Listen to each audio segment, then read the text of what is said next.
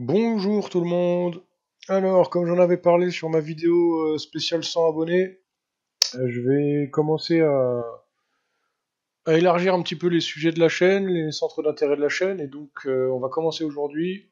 Donc je vais vous présenter une ouverture de Magic pour sortir un petit peu de Dragon Ball. Donc il y a la dernière extension de Magic qui vient de sortir, là, Rising Zendikar. Et j'ai été invité par mon fournisseur, par la boutique à laquelle je joue, à ouvrir un de ces displays pour le présenter sur la chaîne, pour que vous puissiez voir un petit peu ce que contient cette extension, pour ceux qui ne le savent pas encore. Voilà, je toucherai certainement moins de public, puisque on parle pas de Dragon Ball ce coup-ci, mais j'ai envie de m'élargir un petit peu, quitte à toucher d'autres personnes. Alors voilà, pour les fans de Dragon Ball, hein, je resterai principalement sur Dragon Ball, Super Card Game. Mais ça me paraît intéressant et sympa de changer un petit peu de temps en temps, d'ouvrir d'autres choses.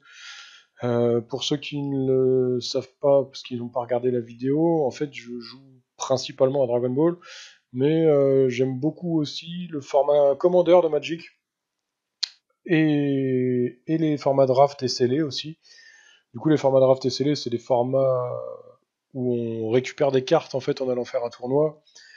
Donc c'est assez plaisant à jouer, même si c'est pas forcément le format que je préfère, mais ça me permet de récupérer plein de cartes sans forcément acheter de display ou de booster à l'unité, c'est beaucoup plus ludique. Du coup, de faire ça, on vient, on ouvre, on joue avec ce qu'on a ouvert, un peu comme une AP à Dragon Ball, et c'est vraiment sympa. Mais voilà, le format dans lequel je joue beaucoup plus, c'est un format quasiment uniquement fun, et je le fais moi en tout cas que pour le fun, je fais pas de tournoi. C'est le format Commander qui est un format un peu particulier. J'aimerais bien qu'ils mettent ça en place dans Dragon Ball aussi d'ailleurs, enfin qu'on arrive à mettre des règles en place dans Dragon Ball. C'est un format de 100 cartes, c'est-à-dire qu'on a le droit à un deck constitué de 100 cartes. Chaque carte est en un seul exemplaire. Et donc à partir de là, on peut partir en combo débile, faire des decks vraiment ultra forts ou ultra fun, respecter les thématiques ou pas. Et en tout cas, c'est quelque chose auquel je vous invite à vous intéresser si vous ne connaissez pas, c'est vraiment, vraiment, vraiment très très fun. Et j'ai oublié le principal, c'est du multijoueur.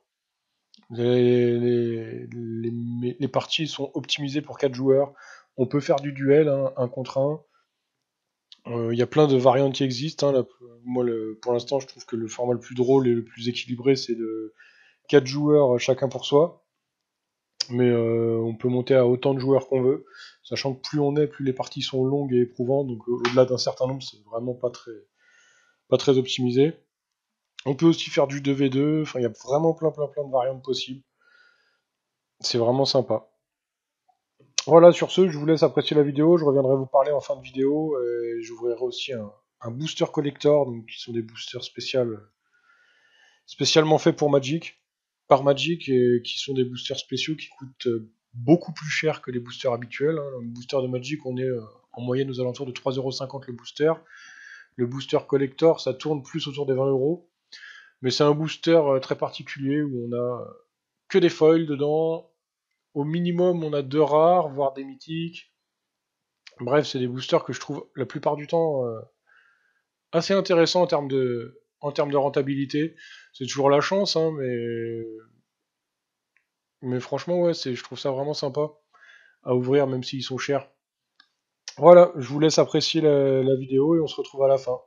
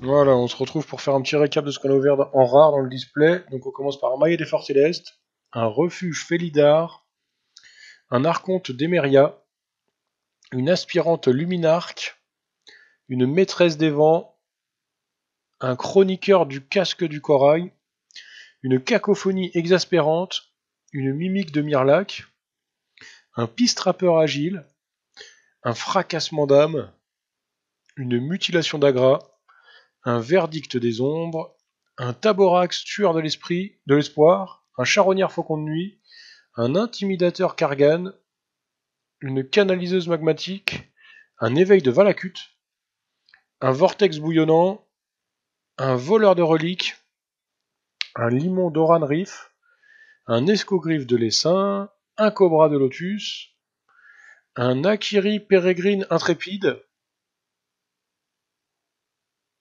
un Gragueul dévastateur du Fort Céleste, un Aura hiérophante du Fort Céleste, un Yasharn terre implacable, un Linvala bouclier des portes de mer, une construction myriadière, un passage de flotte-roche, de flotte-branche, pardon, non, de flotte-roche d'un côté, flotte-branche de l'autre, un passage de Isseclair d'un côté et passage de Ismorn de l'autre côté, un Filate sculpteur du monde, voilà pour les rares, avec les deux showcase, enfin les deux full art showcase à la fin. Là, ce sont les cartes showcase qu'on a chopées. Elles sont splendides, elles sont vraiment magnifiques de toutes les extensions magiques que j'ai pu ouvrir. Alors, j'ai pas tout ouvert, hein, mais je suis assez récent quand même, mais je trouve qu'elles sont parmi les plus belles, voire les plus belles. Je crois que les seules que je trouve qui sont à peu près de ce niveau-là, c'est celle de. J'ai plus le nom, voilà. Celle avec les chevaliers, les contes de fées. Ouais, j'ai plus tout le nom de l'extension. Bref, elles sont splendides, elles sont vraiment magnifiques. J'aimais beaucoup celle d'Ikoria aussi, mais franchement là, je trouve qu'ils sont au-dessus. Ils se sont vraiment lâchés, les couleurs sont superbes, les dessins sont magnifiques. Voilà, je suis fan, je suis vraiment fan. Après, je sais que ça plaît pas forcément à tout le monde, mais moi, les cartes magiques, pour moi, c'est vraiment les plus belles. Et les mythiques, maintenant, une meneuse d'orage, un éveil d'Agadim, qui est un terrain de l'autre côté. Très pratique ces cartes-là, je pense qu'elles vont révolutionner Magic. Drana, la dernière chef de sang. Pareil, je suis fan des vampires, la carte est magnifique. Un tyran des lignes lait en foil. Un gros dragon. Et Morog, Furie d'Akoum. Alors lui, pareil. Qu'est-ce que la carte est belle. Mais qu'est-ce qu'elle est belle. Et on finit sur un monument abandonné. Voilà, très bonne carte d'artefact. Et donc j'avais oublié d'ouvrir le box topper du display. Donc box topper, hein, c'est l'équivalent des cartes promo dans Dragon Ball. Ah non, pardon, d'abord je vais ouvrir le. Je vais d'abord ouvrir le booster collector, donc le booster à 20€, hein, pour que vous voyez un petit peu ce qu'il y a dedans pour ceux qui ne connaîtraient pas. Et pourquoi est-ce qu'il coûte beaucoup plus cher que les boosters basiques. Bien parce que toutes les communes et peu communes sont foil. Voilà, là on sort sur les premières, je sais plus combien il y en a, mais voilà, on a 5 ou 6 communes et 3-4 peu communes en foil. Et c'est un sacré foil, hein, ça brille de 1000 feux, comme dirait l'autre. Voilà, on passe aux peu communes.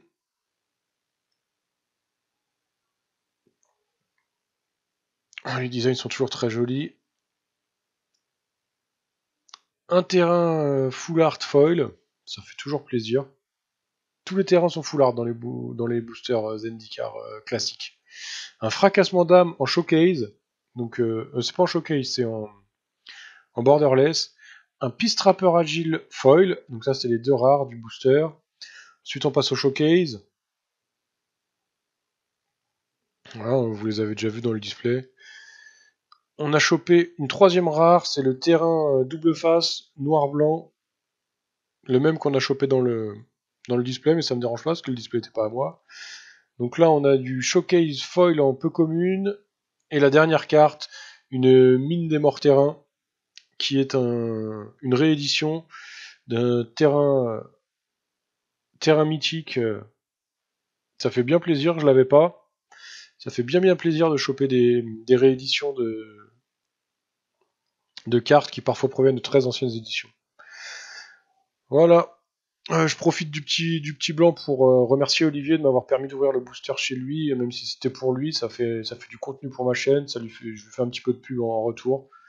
C'était vraiment sympa, j'ai apprécié, puis comme j'adore ouvrir des boosters, si je peux le faire gratuitement, même si je récupère pas les cartes, bah je prends. Ça me plaît. Et donc le box topper, on se retrouve avec une colonnade céleste, qui est un terrain mythique blanc-bleu qui qui peut se transformer en créature 4/4. Voilà pour cette ouverture, j'espère que ça vous aura plu. Salut tout le monde!